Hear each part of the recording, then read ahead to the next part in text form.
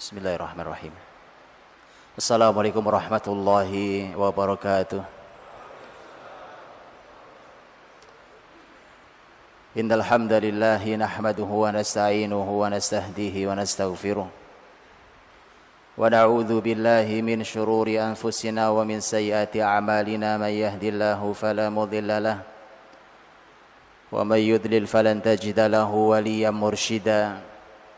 Asyhadu an la ilaha illallah wahdahu la syarika lah wa asyhadu anna Muhammadan abduhu wa rasuluh. Allahumma salli wa sallim wa barik wa an'im ala imamina wa rasulina wa syafi'ina wa qudwatina Muhammadin sallallahu alaihi wasallam wa ala alihi wa ashabihi wa man tabi'ahu bi ihsanin ila yaumi liqa'illah. ولا حول ولا قوة إلا بالله يا أيها الذين آمنوا اتقوا الله حق تقاته ولا تموتن إلا وأنتم مسلمون أما بعد. Saudaraku yang dirahmati Allah, mukminin mukminat, wafaqakumullah. Semoga Allah berikan kepada kita kebahagiaan kita sebagai seorang mukmin, yang suatu hari orang-orang beriman akan dipimpin benar-benar oleh orang beriman. Itu adalah bagian dari kebahagiaan yang luar biasa dalam kehidupan seseorang. Dan sebaliknya adalah merupakan kehidupan yang tidak pernah nyaman ketika orang-orang bertakwa ini pemimpinnya bukan dari jenis yang sama, juga bukan dari orang-orang yang bertakwa. Karenanya kita akan berbincang di waktu yang tidak lama, berbincang tentang tema kepemimpinan ini. Satu kebahagiaan saya hadir di kota Surabaya ini bersama sesikur bahagia yang di Masjid Al-Irsyad, juga para pendengar. Dan alhamdulillah imam kita jazakallahu khairan tadi sudah membacakan kita laqad kana lakum fi rasulillahi uswatun hasanah liman kana yarjullaha wal yawmal akhir wa dzakarallaha katsiran. Keteladanan itu memang hanya dari Rasul, makanya kita akan belajar gak kemana-mana, kita akan belajar langsung dari Rasul. Ananda kita juga membacakan peringatan tentang masalah kekuasaan yang itu terserah Allah, mau diberikan, mau dicabut, mau dinaikkan, mau dijatuhkan. Itu kuasa Allah subhanahu wa ta'ala. Tidak ada orang yang layak sombong dengan kekuasaan yang ada sekarang di tangannya. Hadirin bagian dirahmati Allah subhanahu wa ta'ala. Tentu waktu kita tidak banyak, saya akan memilihkan beberapa poin, karena pembahasan tentang kepemimpinan menjadi salah satu pembahasan besar hari ini. Bahkan tidak ada negara pasti punya lembaga-lembaga untuk kepemimpinan di negara-negara tersebut, di dunia ini atau di level apapun. Tentang pendidikan kepemimpinan sudah di mana-mana, teori kepemimpinan sudah dikeluarkan juga luar biasa. Dan para ulama Islam, ilmuwan Islam juga mengeluarkan apa yang dimiliki dari kekayaan hazanah sejarah Islam yang luar biasa, yang sudah melahirkan para pemimpin dahsyat, pemimpin yang barokah, orang-orang beriman yang memakmurkan bumi, mencahayai dengan cahaya Allah Subhanahu wa taala. Dan banyak sekali literatur yang ditulis oleh para ilmuwan Islam tentang kepemimpinan. Makanya saking banyaknya mungkin saya hanya menyampaikan sebagian kecil. Mudah-mudahan setidaknya membuka jalan, memberi kunci kita untuk kita masuki wilayah yang istimewa ini. Saya ingin memulai dari riwayat yang disampaikan oleh Abu Nuaim dalam kitabnya Hilyah Al-Auliya. Ini kalimat miliknya Fudail bin Iyad rahimahullah ta'ala, seorang ahli ilmu, ahli ibadah, hidup sezaman dengan Imam Malik rahimahullah ta'ala, Imam Abdullah bin Mubarak, Laith bin Sa'ad, kumpul zaman terbaik di abad kedua Hijriah. Fudail bin Iyad mengatakan bahwa law kana li du'aun "Lau kana li da'watun mustajabah, ma sarraftuha illa lil imam." Kalau saya dipastikan punya satu doa yang pasti dikabulkan, tidak akan saya berikan doa itu kecuali kepada pemimpin. Kemudian beliau ditanya, kenapa? Kenapa begitu? Beliau jelaskan panjang lebar, salah satunya kalimat yang luar biasa, "Fasalahul imam salahul ibadi wal bilad." Baiknya pemimpin adalah baiknya masyarakat dan baiknya negeri. Kata beliau, kalau doa itu saya pakai sendiri, siapa saya? Kalau saya dikasih Allah satu doa, ini kan satu fenomena yang luar biasa ya. Orang soleh itu kalau punya sesuatu yang dipikirkan mana yang maslahat buat umat Muhammad SAW. Gak kayak guyonan kita hari ini. Begitu ada yang bilang, ayo dikasih 3 permintaan. Nah, itu guyonan doang, Bang. Mintanya gak jauh dari dunia. Lihat orang soleh seperti Fudail bin Iyad rahimahullah ta'ala, kalau saya punya satu doa yang pasti dikabulkan, saya tidak akan berikan doa itu kecuali kepada imam, kepada pemimpin. Karena kalau dia baik, maka baik umat ini, baik negeri ini. Itu karenanya betul seperti kata saudara saya tadi, bahwa bahwa kepemimpinan itu menjadi kunci utama tentang bagaimana keadaan masyarakat negerinya, ya tergantung seperti apa model pemimpinnya. Karena itulah Rasul SAW itu, yang dilahirkan oleh Rasul itu para pemimpin, Pak. Yang dilahirkan oleh Rasul SAW adalah para pemimpin, bukan para pengekor, tapi para pemimpin. Nanti kita bahas. Terus rahmati Allah Subhanahu wa taala. Sekali lagi bahwa literatur para ulama dalam tulisan tentang kepemimpinan Rasul, generasi salafus soleh dalam sepanjang sejarah Islam sangat banyak ya.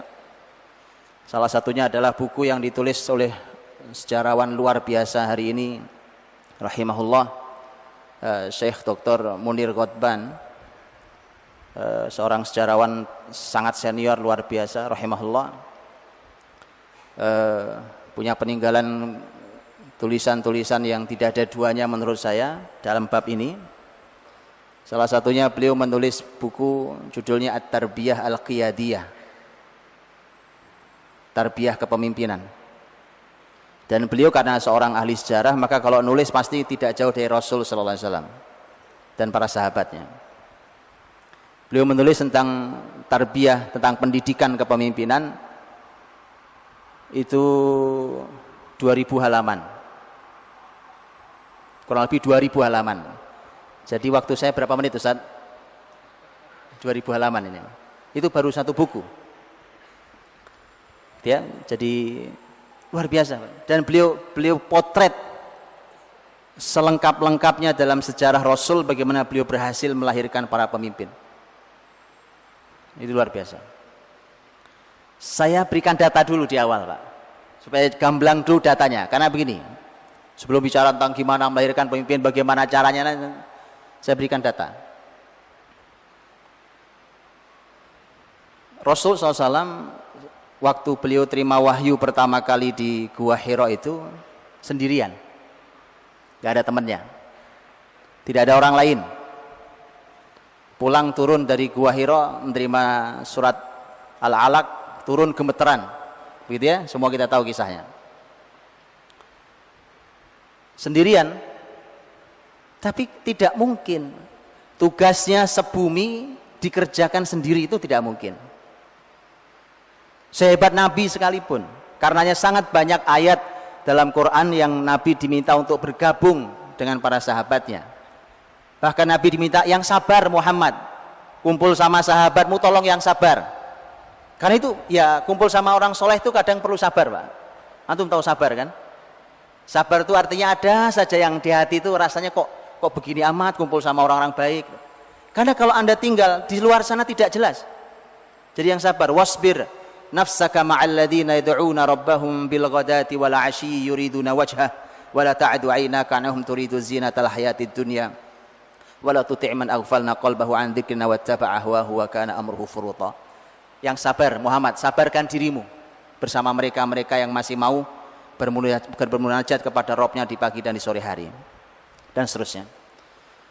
Jadi Rasul sendirian Pak, tidak mungkin menyelesaikan semua kasus masalah di muka bumi yang saat itu jahiliyah merata. Anda boleh baca di zaman itu, kurang lebih di abad 6 Masehi, Anda boleh baca seperti apa keadaan bumi jahiliyahnya. Tugas Nabi semua untuk mencahayai bumi Allah yang sudah gelap oleh kejahiliahan itu. Makanya tidak mungkin sendiri. Karenanya Nabi SAW, maka Nabi kemudian membina para sahabatnya. Anggaplah kalau dihitung-hitung, anggaplah ini gampangnya di Mekah dimulai dengan 5 orang, di Madinah dimulai dengan 6 orang. Nah, gampangnya begitu. Nanti datanya untuk mencari sendiri, saya sebutin data-datanya. Permulaannya kecil, angkanya kecil, dari 1 turun 5, nanti kemudian berjumlah menjadi anggaplah angkanya di atas 100, begitu sejarahnya. Kemudian begitu pindah ke Madinah, Madinah diawali dengan 6 anak muda saja, dan 6 orang. Dah. Jadi awalnya tidak pernah besar. Makanya saya sering katakan, ini jumlah segini ini banyak banget, sudah cukup untuk Surabaya, Jawa Timur cukup Pak. Kalau dididiknya seperti Rasul mendidik sahabatnya. Itu sudah banyak banget. Jawa Timur, kalau perlu Jawa Timur sebagai tempat spesialis untuk melahirkan para pemimpin nabawiyah, Bang. Ya, biar Indonesia ngambil pemimpinnya di sini aja. Mestinya begitu. Ini jumlahnya sudah sangat banyak sekali. Nanti saya sampaikan ini jumlah berapa orang nih. Saya tunjukkan datanya sekarang. Begitu Rasul wafat, para ulama mencatat data. Kalau ada perbedaan pendapat di antara ulama wajar, karena ngitung orangnya kan nggak ada absennya, Pak. Imam Ibnu Abi Hatim dan Asyuti punya hitungan berbeda tentang berapa jumlah sahabat Nabi sebenarnya. Saya ambil jalan tengahnya. Anggaplah kisaran 120.000 sahabat. Jalan tengahnya 120.000 sahabat. Baik, 120.000 sahabat. Syekh Dr. Munir Ghotban dalam bukunya tadi Tarbiyah Qiyadiyah, beliau mengatakan dari 120.000 itu Nabi dapat orang dengan kualitas kepemimpinan yang luar biasa, level internasional, 2.000 orang. 2.000 orang, Pak. Ini hasil kerja berapa tahun? 23 tahun kurang. Dapat 2.000 pemimpin. Cukup untuk bumi, Pak. Bukan untuk Arab, Pak. Saya tidak bicara Arab Saudi, apalagi Jazirah Arab, terlalu kecil. Kita bicara dunia. Bicara dunia. Itu Nabi meninggal, Nabi tinggalkan 2.000 pemimpin. Masyarakatnya masyarakat takwa. Dari 2.000 itu, 2.000 pemimpin itu mereka dikawal oleh sebelum masuk dikawal, dari 120.000 itu kurang lebih datanya secara umum disebutkan bahwa para sahabat Nabi itu ketemu Nabi rata-rata, bahkan dugaannya Syekh Munir Ghotban itu dugaannya 3/4 jumlah mereka, 3/4 jumlah sahabat itu usianya kisaran 20-an tahun. Supaya antum tahu datanya dulu, supaya nanti antum nggak salah sasaran kalau didik orang. Kisaran umurnya 20-an tahun, catat baik-baik angka 20 tahun. Makanya susah Pak, pemimpin tua-tua ini, mohon maaf saya terhadap orang tua. Betulan ini, sudah saatnya. Loh, anak muda 20 tahun posisinya masih kerjaannya main gadget saja, ya mau berharap apa negeri ini? 20 tahun belum bisa apa-apa, nanti kita akan lihat di mana masalahnya. Jadi kalau 3/4-nya, ini kata Syekh Munir Ghotban dalam salah satu ceramah beliau, kalau 3/4-nya angkanya usianya di kisaran angka 20-an tahun, luar biasa. Kalau dikecilkan lagi, Madinah itu tokoh pentingnya yang menentukan bahwa Madinah bisa menjadi negeri Islam sebelum Nabi hijrah itu 3 orang. Sa'ad bin Mu'ad, pemimpin tertinggi Ansor. As'ad bin Zurarah, ini yang lebih dulu masuk Islam, tapi posisinya memang tidak sesenior Sa'ad bin Mu'ad secara kepemimpinan, tetapi dia orang yang punya hubungan kuat dengan Sa'ad bin Mu'ad dan Sa'ad bin Ubadah. Kemudian satu lagi adalah utusan Nabi dari Mekah, yaitu Mus'ab bin Umair. 3 orang ini merekayasa satu kota, Pak. Merekayasa satu kota yang nanti menjadi pusat iman, pusat peradaban. 3 orang nih. 3 orang ini, Anda tahu usianya kisaran 30 tahun. Kisaran 30 tahun. Jadi jangan tua-tua ya, Pak. Jangan tua-tua. Kisaran 30 tahun. Memang begitu. Nanti kita akan bicara kenapa anak muda. Untuk kepemimpinan ini kenapa Nabi pilih muda. Nanti ada banyak kajiannya. Baik. Dari 2000 pemimpin itu, mereka dikawal oleh ilmu. Yang memiliki ilmu sampai di level ijtihad. Saya bicara ijtihad level sahabat, bukan level Facebook, Twitter, WhatsApp, bukan level hari ini, Pak. Yang semua orang beristihad hari ini. Masya Allah, antum semua mustahid hari ini. Semua bicara ilmu Islam padahal tidak pernah tahu ilmunya. Luar biasa hari ini. Saya bicara istihad, tolong dipahami level istihad yang benar dalam Islam. Bukan istihadnya orang hari ini. Yang semua orang boleh berfatwa. Semua orang boleh mengeluarkan hukum. Ini level sahabat. Ya. Hitungan para ahli ilmu, para ulama berbeda. Saya ambilkan yang agak besar. Hitungannya Imam An-Nasai rahimahullah ta'ala. An-Nasai menghitung yang betul-betul sampai di level ijtihad tinggi adalah ada 21 sahabat.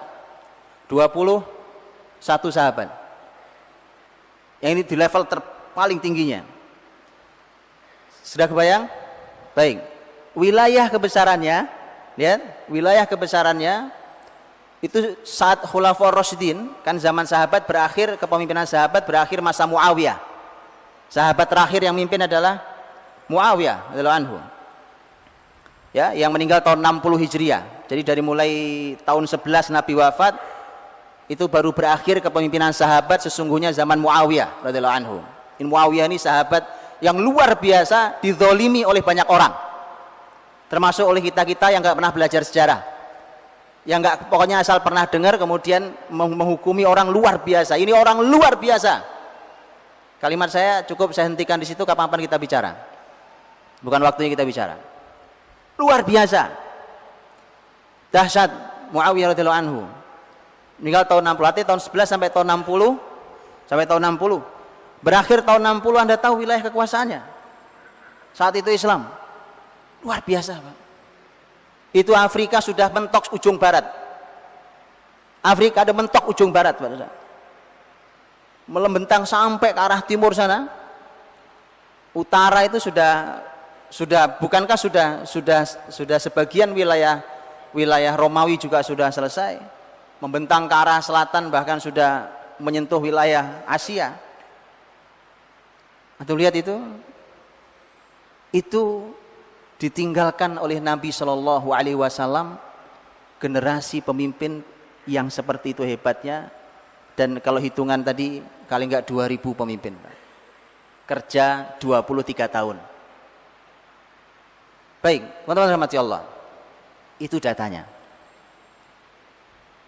Saya ingin masuk ke ayat, dan cukuplah satu ayat ini menjadi renungan yang lebih dalam bagi kita untuk kita melihat Nabi SAW dan para sahabatnya, bagaimana Nabi mendidik para sahabatnya menjadi para pemimpin yang seperti apa. Bukankah kita semua tahu bahwa kepemimpinan itu sebenarnya Allah titipkan di setiap rumah muslim. Allah berfirman, walladzina yaquluna rabbana hab lana min azwajina wa dzurriyyatina qurrata a'yun waj'alna lil muttaqina imama. Orang-orang yang beriman, hamba Allah yang Maha Rahman itu berdoanya, ya Allah, Rabb kami, anugerahkan kepada kami pasangan dan keturunan yang menyejukkan mata kami, dan jadikanlah kami bagi orang-orang bertakwa imam, pemimpin. Saya hanya membahas bagian belakang, Pak. Wa ja'alna lil muttaqina imama. Hadirin dirahmati Allah Subhanahu wa taala, ketika Allah Subhanahu wa taala menitipkan, ini kan doanya orang beriman. Doa permukaannya apa? Rabbana hab lana min azwajina wa dzurriyyatina. Itu kan urusan keluarga kita. Pasangan, keturunan itu keluarga, Pak. Ternyata Allah titipkan visi kepemimpinan itu mestinya sudah ada di rumah. Para sahabat Nabi itu, hadirin, sahabat Nabi itu adalah hasil didikan bapak ibu mereka. Tinggal di lingkungan nubuah, langsung dipandu oleh Nabi Shallallahu Alaihi Wasallam. Makanya kesalahan kita hari ini tentang mendidik pemimpin adalah kepemimpinan itu baru mereka dapat kalau mereka kursus kepemimpinan. Mereka ikut pelatihan leadership, baru ngerti.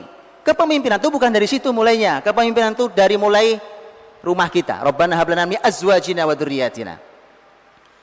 Dimulai dari rumah kita. Karenanya, kalau Bapak Ibu perhatikan, rumah itu yang isinya mungkin hanya sepasang suami istri, mungkin anak kadang cuma satu, kadang-kadang. Tapi sebenarnya jumlah yang sedikit itu adalah merupakan miniatur negara. Miniatur negara. Ada imamnya bukan? Ada imamnya. Ada wazirnya bukan? Ada wazirnya. Ketika kumpul para sahabat mau membaiat Abu Bakar di Saqifah Bani Sa'idah, kan kalimat yang memutus diskusi sahabat adalah kalimat sahabat Quraisy. Saat itu ada Abu Bakar, ada Umar, ada Abu Beda. Di kalimat mereka, nahnul umara wa antumul wuzara. Berbagi tugas yang baik. Kalau amir kami. Itu kalimat Rasul, bukan kalimat mereka bertiga. Ini kalimat Rasul. Urusan imarah ada di Quraisy. Adapun kalian orang-orang Ansor adalah wazir. Wazir itu adalah pembantu pemimpin. Dan ada rakyat yang dipimpin. Ada lokasi wilayah yang dipimpin. Kayak negara kan ada teritorialnya. Ada aturan yang dibuat, ada aktivitas di situ. Ada kebahagiaan yang ingin diraih, ada kesedihan yang tidak mau terjadi di tempat itu. Miniatur negara. Karena saya berikan contoh. Ini satu contoh. Ketika di rumah gagal melaksanakan ayat ar-rijalu qawwamuna 'alan nisa, itu akan berefek gagal dalam kepemimpinan negara. Quran mengatakan, An-Nisa 34, bahwa laki-laki adalah qawwam. Laki-laki yang jadi qawwam bagi wanita. Quran bicara. Itu sebenarnya pembahasan rumah tangga. Tapi Anda lihat di ayat itu, Allah Subhanahu wa taala tidak menggunakan kata suami dan istri. Suami adalah pemimpin atau qawwam bagi istrinya, tapi kalimatnya umum, rijal laki-laki, nisa perempuan. Begitu kaidahnya. Dan karenanya jumhur ulama menyampaikan bahwa kepemimpinan umum tidak boleh dijabat oleh wanita. Itu jumhur ulama mengatakan. Nah, jadi teman-teman rahmati Allah, jadi ketika ini dititipkan di rumah, maka kita akan bisa melihat bagaimana dahulu rumah tangga sahabat Nabi itu adalah rumah-rumah yang mendidik para pemimpin. Mendidik para pemimpin. Saya contohkan yang lebih aplikatif lagi, teman-teman. Di negeri ini ada yang sering disebut dengan ini adalah lembaga terhormat. Ada majelis permusyawaratan rakyat, ada dewan permusyawaratan rakyat, ya kan, di setiap kota ada. Tugasnya musyawarah, betul kan? Sesuai namanya. Musyawarah itu bukan bahasa Indonesia. Itu 3 kata itu yang ada di pusatnya di Senayan itu 3 kata itu semua bahasa Arab dipakai. Dewan, majelis permusyawaratan rakyat, itu semua bahasa Arab, Pak. Makanya kalau ada yang benci dengan Arab, itu dihapus saja, diganti. Umpamanya namanya apa ya? Usulannya apa? Usulannya. Ganti aja namanya. Saya juga susah nih nerjemahinnya kalau bisa. Ini semua dihapus, itu lebih bagus dihapus. Ke semua Arab itu. Semua Arab itu, Pak. Kata-katanya semua Arab, ya. Nah, itu tugasnya musyawarah. Ketika mereka tidak tahu cara musyawarah yang baik, itu karena di rumah mereka tidak pernah diajari cara musyawarah yang baik. Dulu kalau ada anak di rumah, cara mintanya nangis, ngamuk, banting piring. Maka begitu masuk dewan, banting kursi. Anda tahu? Karena memang tidak pernah. Syuro itu diajarkan Rasul SAW di semua level kehidupan. Anda baca. Dan itu hal sangat penting dalam kepemimpinan dan kenegaraan. Ini saya berikan contoh betapa bahwa gagal di level tadi visi rumah tangga ini tidak dapat kita nanti. tentang tema wa ja'alna lil muttaqina imama. Itu satu. Bismillah, alhamdulillah, wassalatu wassalamu ala rasulillah wa ba'd. Karenanya Abdullah bin Abbas radhiyallahu anhuma, beliau ini masih muda sekali waktu zaman Nabi dan sangat lengkap hidupnya, karena kalau ada nama ahli ilmu disebut maka salah satunya adalah Abdullah bin Abbas. Ini nanti beliau ini puncaknya ilmu Quran, tafsir, ahli ilmu yang luar biasa. Bahkan nanti beliau ini kaya raya, dan beliau sempat menjadi amir, sempat menjadi gubernur. Ini bertemu dengan Nabi, Abdullah bin Abbas itu belajar bertemu dengan Nabi sesungguhnya hanya sekitar 4 tahun. Jadi cuma 4 tahun saja sekolahnya sama Nabi SAW. Sebelum itu Abdullah bin Abbas tinggalnya di Mekah sebelum ketemu Nabi, karena ayahnya Abdullah bin Abbas kan Abbas, paman Nabi. Abbas itu memang oleh Nabi ditugasi untuk di Mekah dan tidak ke Madinah, karena ini adalah sumber informasi Nabi seputar Mekah yang ditanam oleh Nabi di Mekah. Ini paman Nabi, itu Abbas. Karena itulah Abdullah ini sebenarnya hidup lamanya dididiknya oleh bapaknya. Itu maksud saya tadi, Pak, bahwa visi kepemimpinan itu Allah titipkan di rumah. Di rumahlah dimulainya. Praktek contoh kecilnya di rumah itu. Ya tadi saya cerita tentang musyawarah, tentang pola bicara, tentang komunikasi, tentang kepemimpinan, tentang itu di rumah. Baik. Karena itulah maka di doa tadi disampaikan seperti itu. Di soal Furqan 74 itu tadi, bahwa doanya orang beriman minta agar pasangan dan keturunannya menjadi pemimpin bagi orang bertakwa. Wa ja'alna lil muttaqina imama. Dalam ayat ini Allah Subhanahu wa taala mendahulukan kata lil muttaqin. Dan ini hikmahnya banyak sekali. Karena sebenarnya kalau di dalam terjemahan kita yang enak didengarkan, jadikan kami imam atau pemimpin bagi orang bertakwa, kan begitu. Jadi tapi di dalam ayat imamnya ditaruh di belakang, wa ja'alna lil muttaqin imama. Dalam bahasa Quran dibolak-balik begitu, namanya takdim takhir. Itu hikmahnya banyak sekali, pelajarannya banyak sekali. Ini diantara pelajarannya, Pak. Di antara tema pelajarannya bahwa memang fokus tentang kepemimpinan itu sesungguhnya pada masyarakatnya. Dan ini masyarakatnya masyarakat bertakwa yang harus melahirkan seorang pemimpin. Jadi masyarakatnya bertakwa dulu, baru lahir pemimpinnya. Jadi sebenarnya wajah kepemimpinan itu kan wajah masyarakatnya. Makanya Allah sebut masyarakatnya dulu, baru lahir pemimpinnya kayak apa. Jadi begitu, Pak. Jadi sebenarnya potret masyarakatnya, mau di kota manapun pemimpinnya kayak apa, ya itulah potret masyarakatnya. Jadi potret masyarakatnya memang seperti itu. Karenanya ketika Nabi punya tugas untuk melahirkan para pemimpin yang nanti memimpin bumi, maka Nabi membangun para sahabat di sebuah masyarakat. Yang kalau dengan bahasa yang lebih spesifik lagi, bahwa sebelum jadi pemimpin, jadi masyarakat dulu. Karenanya, ini bahasanya Syekh Munir Qutban juga dalam ceramah beliau tentang tarbiyah qiyadiyah, beliau katakan bahwa sifat pemimpin nomor 1 sebelum yang lainnya adalah dia harus jadi jundi muntobin, harus jadi tentara yang disiplin dulu. Itu syarat jadi pemimpin. Jadi ternyata syarat jadi pemimpin itu dimulai dari dia harus jadi anak buah yang dipimpin, yang tertib, yang disiplin, baru nanti bisa jadi pemimpin. Karena begitulah yang dicontohkan Rasulullah SAW dengan para sahabatnya. Al-Quran ketika memberikan tarbiyah qiyadiyah tentang pendidikan kepemimpinan ini, ketika Quran mengatakan, memerintahkan kuffu aidiakum,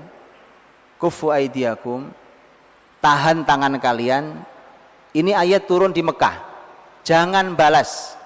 Sejahat apapun, seburuk apapun yang dialami muslimin tidak boleh balas dengan kekuatan fisik. Itu perintah di Mekah. Karenanya apapun keadaan muslimin di Mekah, bahkan saat itu sudah sangat sulit, bahkan sudah ada korban jiwa, saat itu tidak ada pembalasan fisik sama sekali. Ini sebenarnya bukan apa-apa, Pak. Ini sebenarnya adalah melatih para sahabat untuk menjadi tentara yang disiplin. Diperintah nurut apa enggak? Nah, susah kalau diperintah enggak nurut. Letakkan senjatanya, angkat senjatanya. Maka dilatih itu. Makanya ketika datang Nabi lagi senderan di Ka'bah, bernaung di naungannya Ka'bah karena terik matahari di siang hari, datang seorang sahabat minta didoakan karena muslimin keadaannya sudah sangat buruk. Kan Nabi kemudian menceritakan, kalian kan belum apa-apa. Orang dulu ada yang disisir pakai besi, mengelupas kulit dan dagingnya. Orang ada yang dipotong, dibelah jadi dua. Innakum qaumun musta'jilun. Kalian ini masyarakat yang terburu-buru. Karena memang itu dilatih. Karena kelak mereka pemimpin semua. Karena mereka kelak adalah pemimpin, maka mereka harus dilatih dulu menjadi anak buah yang taat. Itu luar biasa. Itulah mengapa lil muttaqina imama. Wa ja'alna lil muttaqina imama. Jadi masyarakat yang baik dulu, yang bertakwa dulu, baru lahir pemimpin di antara kita. Siapapun yang lahir pasti pemimpin yang bertakwa. Karena masyarakat sudah bertakwa. Itulah dulu keuntungan Khulafaur Rasyidin ketika siapapun yang memimpin, mau Abu Bakar, mau Umar, Utsman, Ali radhiyallahu anhum ajmain, itu karena mereka merem saja, Pak. Mereka merem, letakkan tangan di mana saja, mereka dapat pemimpin hebat. Gitu ya? Makanya kalau Umar bin Khattab punya kaidah, saya lebih baik mengganti pemimpin setiap hari daripada berlama-lama dalam dosa. Ini kaidahnya Umar.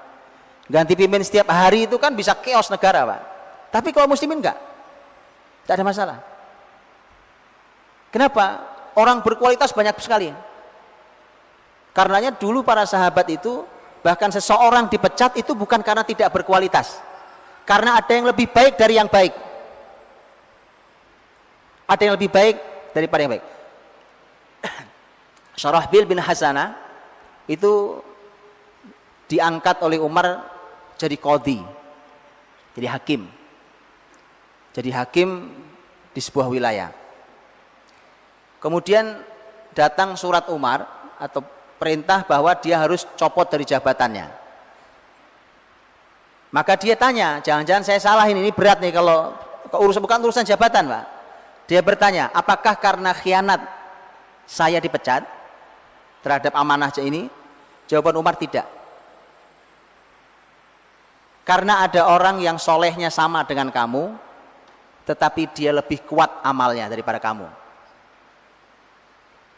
Maka Syarahbil hanya mengatakan, tidak masalah, tapi sampaikan ini ke masyarakat karena saya khawatir mereka salah paham tentang kenapa saya dipecat.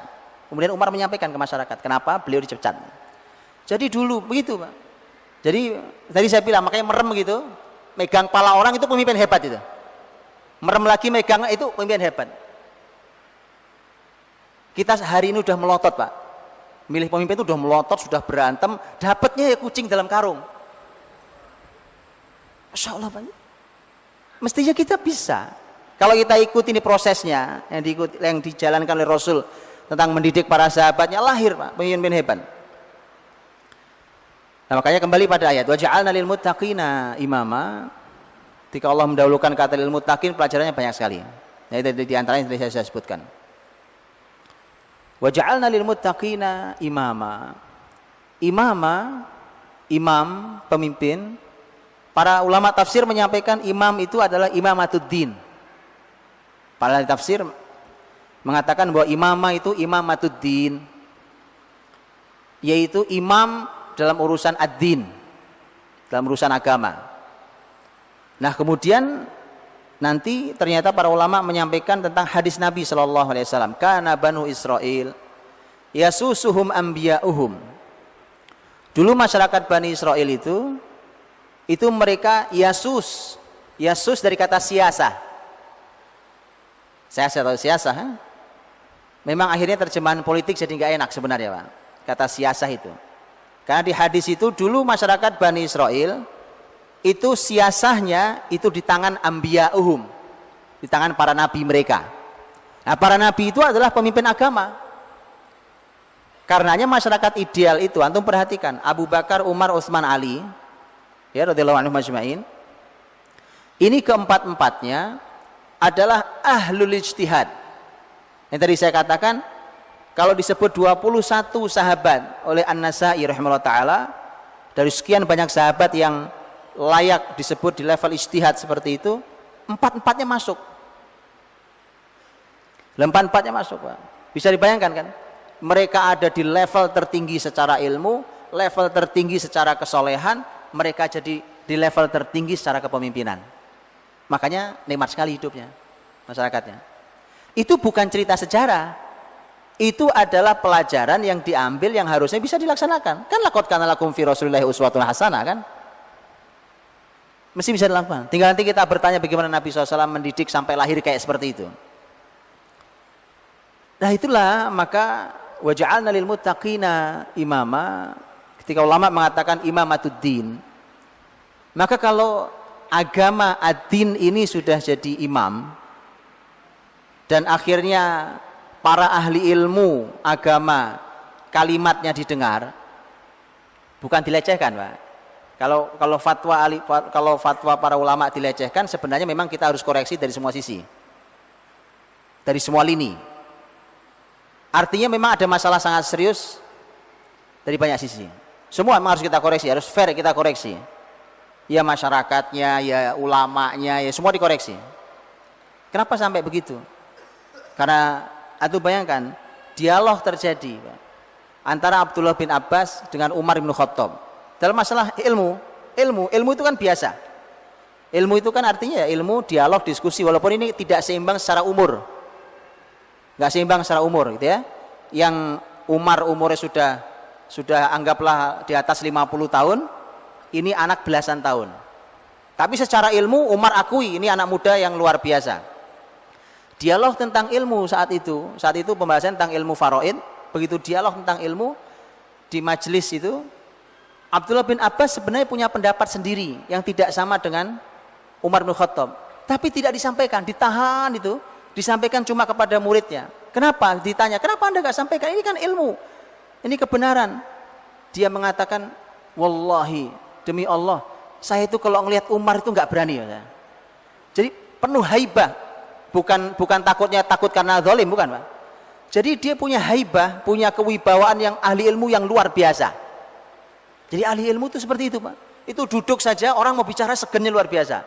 Nah kalau sampai ahli ilmunya dilecehkan, ada masalah sangat serius di semua sisi, di semua lini. Ya. Nah hadirin rahmati Allah, waja'alna lil muttaqina imama tadi, ketika imamatuddin itu menjadi ketika agama dan ahli agamanya benar-benar mengawal masyarakatnya sampai bahkan mereka yang memimpin masyarakatnya, maka ini akan menjadi masyarakat ideal seperti yang tergambarkan dalam doa itu. Kemudian juga ada pelajaran lain di ayat ini tentang kata imam itu sendiri. Karena ternyata kata kata imam itu ternyata kalau menurut Syekh Muhammad Mutawalli Sya'rawi, salah seorang ahli tafsir rahimahullah, ternyata beliau mengatakan bahwa imam itu arti aslinya adalah pola. Bapak Ibu tahu pola baju? Penjahit itu kalau mau jahit baju dia buat pola. Tahu pola ya? Mudah-mudahan antum tahu pola. Tahu pola Pak? Tahu ya? Pola. Jadi artinya dibentuklah kalau baju seperti ini, maka dibuatlah baju dengan potongan seperti ini, dibuat polanya. Nanti kain yang dipotong itu tinggal niru pola itu. Jadi tinggal krek gitu, pola. Ternyata itu asal kata imam, pemimpin itu. Jadi antum bisa bayangkan bagaimana kepemimpinan mau berhasil. Kebijakan yang dia keluarkan itu sebenarnya bukan pola dirinya. Dia bukan pola untuk masyarakatnya. Paham ya? Bukan pola untuk masyarakatnya. Bicara tentang korupsi, dia korupsi. Bicara tentang kemiskinan, dia itu nggak pernah miskin Pak sebenarnya. Bahkan sebenarnya kalau nggak pernah miskin sih nggak ada urusan. Utsman juga nggak pernah miskin Pak. Cuma masalahnya haknya orang miskin juga disikat. Bagaimana dia mau paham tentang dia bukan pola. Ketika dia bukan pola, dia bukan imam. Karena imam itu mesti jadi pola, dia adalah polanya. Dan itulah yang dihadirkan oleh Nabi SAW, dididiklah Nabi mendidik para sahabatnya dengan konsep pola. Makanya Nabi SAW itu hadir sebagai sosok pemimpin yang bukan hanya hebat dalam berteori. Hari ini celakanya adalah kita bisa memilih pemimpin yang sebenarnya buruk perilakunya, cuma keren teorinya. Kita pikir nggak apa-apa Pak. Karena memang konsep kita belum seperti tadi zaman sahabat. Bahwa sahabat itu Umar mecat Syarahbil itu karena dia orang hebat, tapi ada yang lebih hebat. Tapi hari ini kan masalah di kita adalah memilih pemimpin terbaik dari yang terburuk. Jadi itu masalah di kita. Jadi sebenarnya semua buruk Pak, tapi ini yang lebih baik daripada yang buruk-buruk itu. Inilah masalahnya. Nah, wa ja'alna lil muttaqina imama itu ideal sampai di level yang seperti itu. Dan Rasul menjadikan diri beliau sebagai pola yang para sahabat ngelihat gitu langsung paham Pak. Dalam segala hal. Saya kasih contoh Pak. Saya berikan contoh. Umpamanya ketika Rasulullah SAW sudah selesai musyawarah dengan sahabat, saat itu sholat zuhur. Sholat zuhur, kemudian musyawarah karena Nabi dapat laporan dari Abbas, tadi saya cerita Abbas di Mekah dapat laporan bahwa masyarakat pasukan Quraisy sudah bergerak menuju Madinah. Dengan data disampaikan. Maka Nabi harus segera mengumpulkan para panglima, para petingginya, para sahabat untuk musyawarah. Lihat ini pola.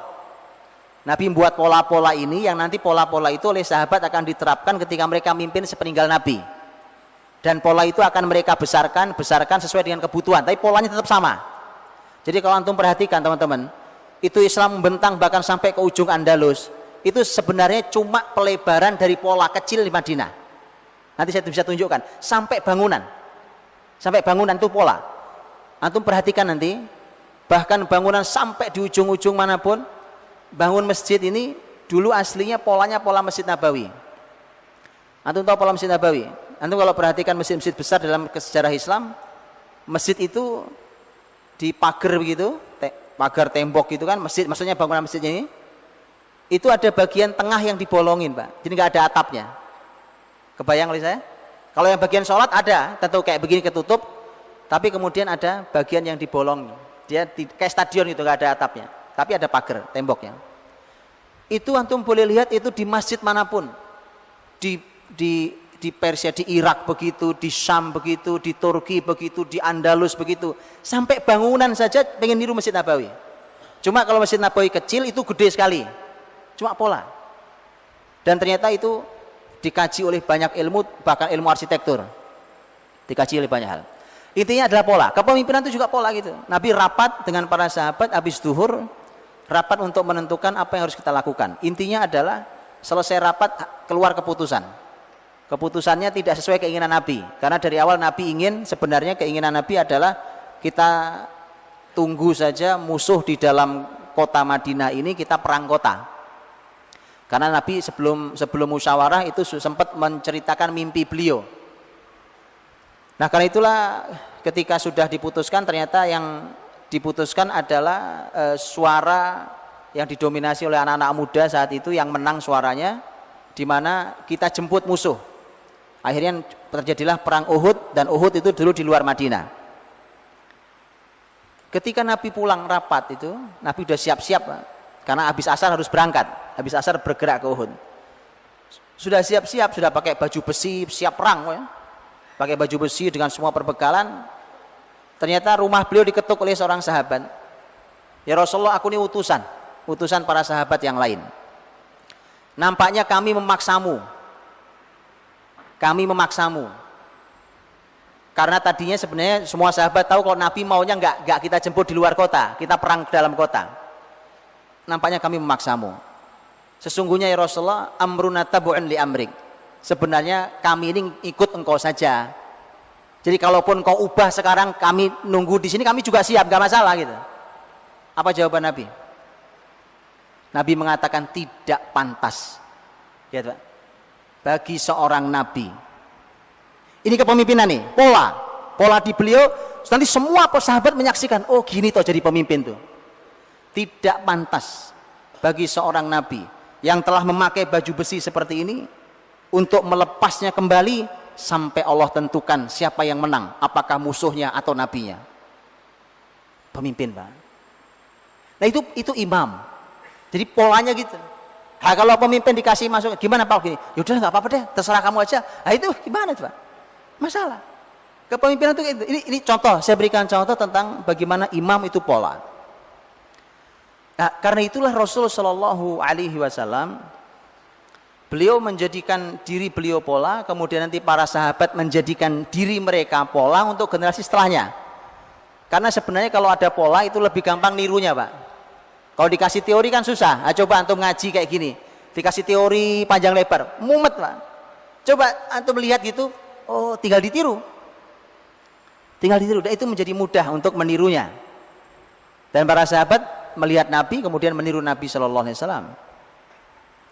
Begitu juga generasi tabiin melihat para sahabat, mereka tinggal tiru. Bagaimana dulu para sahabat Nabi Shallallahu Alaihi Wasallam. Hadirin dirahmati Allah. Disinilah kemudian kita mesti belajar tentang bagaimana Nabi SAW mendidik para sahabatnya sampai mereka jadi pemimpin. Hadirin, semua peristiwa yang terjadi sepanjang beliau menjadi Nabi sesungguhnya adalah merupakan pelatihan kepemimpinan. Semua peristiwa. Tadi saya sudah kasih contoh satu, kufu aidiakum. Waktu di Mekah, tahan tangan kalian, nggak boleh balas. Bayangkan sepanjang itu suruh sabar Pak. Oh Nabi ngelewati keluarga Yasir lagi dikebuki Pak. Nabi cuma lewat mengatakan sabran ala Yasir fa inna mau'idakumul jannah. Kok ya Nabi nggak menggerakkan orang gitu loh, ya kan? Karena nggak boleh memang. Untuk jadi pemimpin, jadi anak buah yang taat dulu. Nabi cuma bilang sabar keluarga Yasir, tempat kalian di surga. Oh, udah dikasih isyarat malah mati sekalian Pak. Udah dikasih nanti tempat kalian. Bener, istrinya meninggal, syahid pertama Sumayyah radhiyallahu anha. Artinya begitu. Nah, semua peristiwa itu menjadi tarbiyah. Jadi sahabat itu dulu sekolahnya itu teorinya Quran dan hadis Nabi, prakteknya di kehidupan nyata. Saya kasih contoh Pak. Kalau tadi umpamanya Nabi dan para sahabat baru ketemu dengan jenis masyarakat yang tidak dijumpainya di Mekah, adanya di Madinah, yaitu masyarakat munafik. Masyarakat munafik itu nggak ketemu di Mekah Pak. Dia baru ada di Madinah. Jadi Nabi itu di Madinah bertemu dengan dua jenis masyarakat. Satu munafik, dua Yahudi. Karena mereka Yahudi sudah datang, sudah menggerombol banyak di Madinah. Karena itulah ketika turun ayat-ayat, panduan-panduan di ayat, kemudian nanti dikuatkan oleh hadis Nabi tentang munafik, surat At-Taubah itu penuh dengan pembahasan munafik. Dan itu adalah termasuk surat yang terakhir turun, At-Taubah. Tentang munafik, maka itu teori. Itu teori, prakteknya praktek hari-hari. Contoh, setelah peristiwa Muraisi, Bani Mustalik, perang Bani Mustalik, begitu Bani Mustalik itu kan antum tahu, sahabat Muhajirin Ansor nyaris perang gara-gara setelah selesai perang sudah capek, kan sudah capek lelah sekali, itu diadu oleh Abdullah bin Ubay, tokoh munafik. Ya kan antum tahu kisahnya, bagaimana gara-gara senggolan ngambil air Pak, antar sahabat Muhajirin Ansor. Ya Allah, senggolan gara-gara air, kok begitu? Apa mereka lupa bahwa dulu jangankan cuma air, mereka dulu kebun mereka kasih, rumah mereka kasih ke saudaranya yang Muhajirin. Ini gara-gara satu sudah lelah, ini makanya tadi Pak, kalau fisik lelah itu istirahatkan. Ini gara-gara fisik sudah lelah sekali, masuk provokasi munafik. Akhirnya Nabi membuat tindakan-tindakan yang antum baca di surah Nabawiyah, saya tidak sampaikan, tapi intinya ada dialog Nabi dengan Umar. Ketika Umar bin Khattab, ini praktek tentang bersikap tentang orang munafik, ini maksud saya Pak. Jadi teorinya ada, prakteknya gimana sih gitu. Makanya seluruh peristiwa di zaman Nabi adalah merupakan praktek dari teori. Karena nanti Umar pemimpin, kita tahu. Dari Umar pasti masyarakatnya ada orang-orang munafik. Maka kemudian ketika Umar bertanya ke Nabi SAW dan Umar tahu sumber masalahnya, Umar kemudian berkata, ya Rasulullah, izinkan saya penggal kepalanya. Itu kan biasa Umar mengatakan itu kan. Izinkan saya penggal kepalanya. Ini solusi jitu Umar. Beres, nggak banyak ngomong, selesai. Jawaban Nabi tidak. Lihat, ini kan nyata nih. Ini pelajaran nyata, bukan teori. Ini loh cara bersikap terhadap orang munafik. Tidak, loh, kenapa tidak? Kan sumber masalah. Nyaris loh kita pertumpahan darah antar sahabat. Muslimin itu kalau perang antar kita, Pak, itu musuh langsung masuk, dijamin, Pak. Ditungguin itu. Muslimin perang itu di dalam banyak peristiwa. Dalam banyak peristiwa. Tapi kalau sahabat itu walaupun bahkan perang antar mereka pun mereka tetap sahabat. Gak pernah ada duanya. Bahkan antum yang belajar sejarahnya salah tentang perang Siffin, tentang perang Jamal, antum ngaji ulang. Antum akan jumpai itu perang yang tidak ada duanya. Tentang masalah kehebatannya, bukan kejelekannya. Kok bisa ya Pak? Nah, itu lain cerita. Iya. Gak ada perang kayak begitu sampai hari ini gak pernah ada Pak. Oke. Tapi itu gini. Umar ketika berkata bahwa ketika tahu masalahnya kemudian mengusulkan penggal kepala, kata Nabi tidak. Alasan kata Nabi jelas, kata Nabi jangan. Nanti orang-orang berkata Muhammad bunuh sahabatnya sendiri. Lihat pertimbangan pemimpin tentang orang munafik. Maka kemudian pulang. Nabi melakukan beberapa treatment supaya fitnah itu mereda. Singkat kata sampai Madinah. Sampai Madinah turun surat Al-Munafikun. Nah, begitu turun surat Al-Munafikun, nama suratnya pun surat Al-Munafikun, kemudian jelas siapa pelakunya. Kemudian Umar ketemu Nabi lagi di Madinah setelah surat itu turun. Kemudian Nabi berkata pada Umar, Umar, kamu tahu sekarang ini begitu surat ini turun, maka saya tidak usah nyuruh mereka membunuh Abdullah bin Ubay, mereka akan lomba bunuh Abdullah bin Ubay. Tapi kalau waktu itu saya bunuh, Abdullah bin Ubay itu punya banyak teman. Dan diantara mantan teman lamanya adalah sahabat-sahabat kita yang Ansor. Pahami itu Pak? Cerdas sekali ini pemimpin. Begitu. Itu live buat Umar. Umar begitu merasakan semua aplikasi itu sampai Umar mengatakan, memang urusanmu selalu lebih berkah daripada urusan kami. Kalimat Umar. Ya artinya bahwa seluruh peristiwa ini Pak. Nah inilah kesalahan sekolahan dan kampus kita hari ini. Tahu kesalahannya Pak? Apa asalnya? Teori di sekolah dan di kampus sesungguhnya terpisah dari aplikasi di masyarakat. Sehingga tidak pernah jadi. Makanya saya suka sedih kalau umpamanya dengar, saya beberapa teman-teman sudah pernah sampaikan ke saya. Dia sebagai orang umpamanya dulu umpamanya kuliahnya fakultas ekonomi, kemudian begitu lulus dia jaya ekonominya. Kemudian dia ngasih teori masuk ke kampus ke adik-adiknya. Dan ternyata teori yang dia sampaikan itu ternyata sama sekali tidak sama dengan teori yang disampaikan di kelas. Coba Pak. Jadi sudah teorinya nggak sama dengan praktek di lapangan, aplikasinya juga nggak ngerti. Makanya begitu.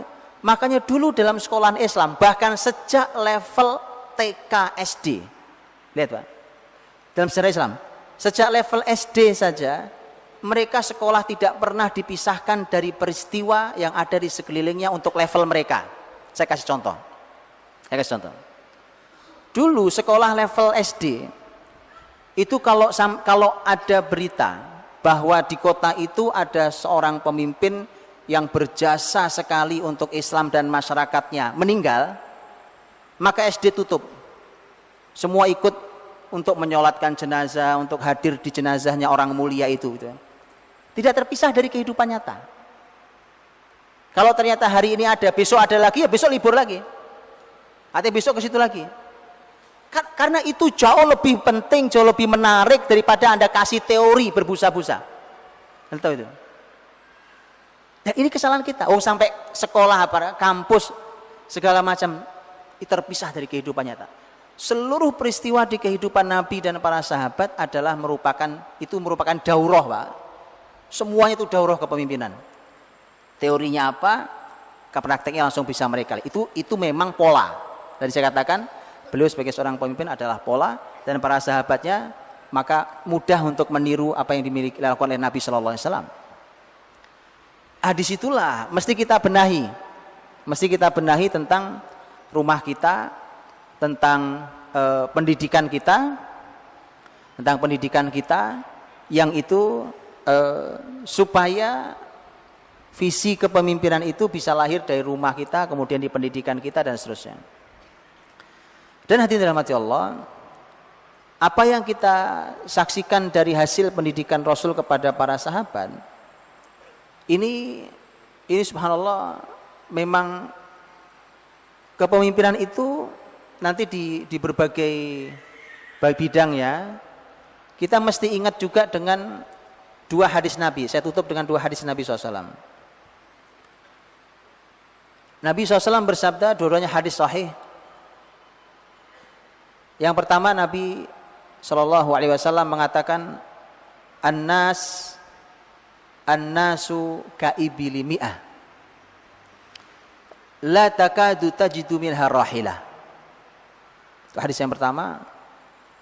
Hadis yang kedua adalah an-nasu ma'adin ka ma'adini dhahabi wal fiddah, khairukum fil jahiliyati khairukum fil islami idza faquhu. Yang pertama, Nabi SAW mengatakan, kata Nabi, manusia itu seperti, ini permisalan, seperti onta yang berjumlah 100. Ini misalnya agak aneh, Pak, tapi ini dahsyat ini. Anda lihat nih. Dan pelajarannya sangat mahal, dijelaskan oleh para ulama kita. Di antaranya Imam Nawawi rahimahullah ta'ala menjelaskan dalam kitab Al-Minhaj, beliau jelaskan hal ini. Manusia itu seperti onta 100. Dari 100 itu nyaris tidak Anda jumpai satu saja rohilah. Rohilah itu apa? Rohilah itu dijelaskan sebagai unta yang, kata rohilah dari kata rehlah. Rehlahnya nggak tanggung-tanggung, Pak. Unta diajak rehlah, anggaplah dari Mekah dagang ke negeri Syam. Itu sama kayak ini sama juga kurang lebih hampir 10 Jawa ini, Pak, panjangnya. Bayangkan perjalanan sepanjang itu tuh onta, satu. Yang kedua, diberi beban berat barang dagangan kanan kiri. Onta itu, luar biasa. Karenanya rohilah itu dengan dua ciri. Ciri pertama adalah dia sanggup perjalanan jauh. Yang kedua, sanggup membawa beban berat. Nabi katakan ini 1/100. Lihat hitungannya, Pak. Ini 1/100. 1/100 ini, karena dari 100 kata Nabi kadang susah dijumpai satu yang jadi rohilah. Dan yang rohilah itulah yang bisa dipakai. Bisa dipakai. Mereka yang memang kuat, perjalanan panjang ini kuat, nafasnya nafas panjang, Pak, bukan pendek-pendek, bukan pragmatis. Panjang. Dan mereka adalah generasi yang siap untuk membawa beban yang berat. Rohilah inilah yang tadi, Pak, dikatakan bahwa para sahabat Nabi sepeninggal Nabi Shallallahu Alaihi Wasallam, antum boleh lihat tuh. Kalau hitungan tadi anggaplah 120.000 sahabat yang di mana-mana mereka, itu di makam Baqi hari ini, makam Baqi yang samping Masjid Nabawi itu, makam Madinah itu jumlah sahabat Nabi di situ kurang lebih sekitar hanya 10.000 orang. Kalau dari 120.000 yang dimakamkan dibagi 10.000, antum lihat di mana sisanya meninggalnya. Mereka rahilah, Pak. Mereka bertebaran di bumi Allah dalam tugas mereka, mereka bisa meninggal di negeri mereka bertugas. Rahilah tuh. Abu Ubaidah Ibnul Jarrah amin hadhil ummah, sahabat Nabi yang luar biasa. Ini sahabat yang paling dikagumi Umar. Jadi setelah Abu Bakar, Abu Ubaidah itu orang yang sangat dikagumi Umar. Sampai disebutkan dalam riwayat bahwa Umar itu nyaris atau hampir saja, ini masalahnya karena Abu Ubaidah meninggal lebih dulu daripada Umar. Tapi sebenarnya Umar ingin, kalau saya ingin nunjuk siapa pengganti saya adalah Abu Ubaidah. Cuma Abu Ubaidah sudah meninggal saat Umar meninggal. Itu Abu Ubaidah ketika terjadi, dan Abu Ubaidah makamnya di Syam. Ya, di wilayah Syam. Saat terjadi taun di wilayah Amwas, wabah penyakit yang merenggut sekian banyak nyawa, kan Umar mencoba menarik Abu Ubaidah ke Madinah untuk menyelamatkan pemimpin yang langka ini. Ingin diselamatkan dengan bahasa surat yang baik sekali. Pergilah, datanglah ke Madinah, saya memerlukan kamu. Dijawab oleh Abu Ubaidah, saya ngerti maksudmu bukan itu. Saya tidak mungkin tinggalkan rakyatku dalam keadaan seperti ini. Saya akan mati bersama mereka, hidup bersama mereka. Itu pemimpin, Pak. Bukan kabur. Maka betul, Pak, Abu Ubaidah meninggal di situ. Dan terkena di antara sahabat yang meninggal karena terkena taun. Nah, intinya adalah bahwa sahabat di mana saja, mereka bisa meninggal di mana saja. Pergi ke mana saja, mereka tembus manapun, dan subhanallah. Jadi ini rahilah, ini perlu orang yang, antum tahu ada kisah yang sangat terkenal bagaimana dulu salah seorang panglima ternama di dalam Islam, itu dia pacu kudanya sampai masuk ke laut, terus ketika air sudah sampai di ketinggian hampir lehernya kuda udah nggak berani masuk lagi. Kemudian beliau berkata, demi Allah, kalau saya tahu di balik laut ini ada orang yang tidak beriman pada Allah, akan saya seberangi laut ini untuk saya buat mereka jadi orang beriman. Jadi rahilah, itu orang yang kokoh, kuat, sabar, teguh, itu rahilah, Pak. Tapi nyari yang begitu, ya angkanya paling nggak 1/100. Antum jadikan ini hitungan, Pak. Ini nggak ada yang pernah hitung kecuali Rasul. 1/100, paham ya? Jadi antum hitung, makanya tadi saya bilang 2000 Nabi tinggalkan tuh, Masya Allah. Yang terakhir adalah hadis Nabi SAW, An-nas ma'adin ka ma'adini dhahabi al-fiddah.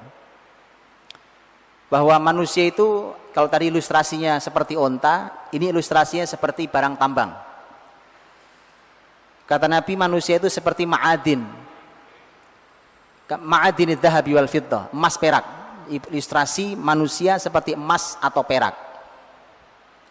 Dan Nabi katakan orang yang terbaik di antara mereka saat mereka masih jahiliyah dulu akan tetap menjadi orang terbaik saat Islam. Syaratnya mereka punya ilmu Islam yang dalam. Maka emas atau perak, Pak. Jadi oleh Nabi diilustrasikan manusia itu secara kualitas kayak emas perak. Emas perak itu memang begitu, orang nggak sama. Kalau emas perak kita akan katakan emas lebih mahal dari perak, begitu. Tetapi ada keadaan tertentu yang perak lebih berharga daripada emas. Betul kan? Ada fungsi-fungsi yang hanya bisa dilakukan oleh perak, tidak bisa dilakukan oleh emas. Di saat itulah perak lebih mahal daripada emas. Oke. Tapi siapapun, mau emas mau perak, maka harus menjadi yang termahal di kelasnya. Harus menjadi termahal di kelasnya. Karena orang mungkin ada yang bahannya emas, ada orang yang bahannya perak, nggak ada yang jelek, bukan? Nggak ada yang jelek. Tapi dia harus menjadi orang yang paling berkilau dan paling mahal di kelasnya. Makanya ketika para ulama membahas tentang Bilal radhiyallahu anhu. Bilal, Pak, hanya seorang mantan budak, Pak. Budak orang hitam, penampilan tidak menarik dan seterusnya. Tapi subhanallah, di posisi budak, Bilal adalah orang yang paling berkilau di kelasnya. Saat bicara tentang kesabaran, tidak ada duanya, Pak. Anda tahu bagaimana beliau disiksa saat itu. Sampai beliau menjadi salah satu tokoh besar di dalam sejarah Islam. Dia orang yang bisa berdialog diantaranya dengan Khalifah Abu Bakar ketika dia minta izin untuk pergi negeri Syam dan seterusnya, terjadi dialog yang luar biasa dengan Abu Bakar radhiyallahu anhu. Nah, ini bicara tentang masalah kualitas manusia yang oleh Nabi, ternyata Nabi akan melihatnya, nanti akan Nabi didik para sahabatnya. Dan saya mohon maaf ketika memang hanya gambar-gambar besar, tentu di waktu yang sangat terbatas karena ada pembahasannya lebih detail lagi bagaimana mendidik mereka sampai lahir orang-orang seperti yang kita lihat dalam sejarah Islam itu. Wallahu a'lam bishawab.